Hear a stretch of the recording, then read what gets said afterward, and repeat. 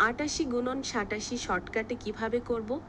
এই দুইটি সংখ্যাই ১০০ এর কাছাকাছি এবং দুটিই ১০০ এর কম, তাই আমরা ধরব বেস সমান ১০০। ধাপ ১, সংখ্যার ১০০ থেকে কত কম? ১০০ বিয়োগ ৮৮ সমান ১২, ১০০ বিয়োগ ৮৭ সমান ১৩। এখানে ১২ ও ১৩ হলো ডেভিয়েশন, মানে ১০০ থেকে কত কম তা। ধাপ ২, একটিকে অপরটির ঘাটতি দিয়ে কমাও। ৮৮ বিয়োগ ১৩ সমান ৭৫, অথবা ৮৭ বিয়োগ ১২, ৮৭ বিয়োগ ১২ করলেও একই হবে। এটিই হবে ফলাফলের প্রথম অংশ। ধাপ ৩, দুইটি ঘাটতির গুণফল করো। ১২ গুণন ১৩ সমান ১৫৬।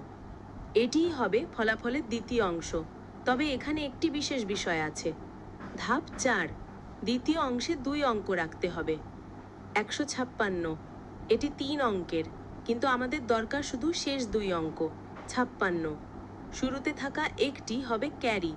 চূড়ান্ত ফলাফল প্রথম অংশ সমান ৭৫ যোগ ১ ক্যারি সমান ৭৬, দ্বিতীয় অংশ সমান ৫৬। তাই ৮৮ গুণন ৮৭ সমান ৭৬৫৬।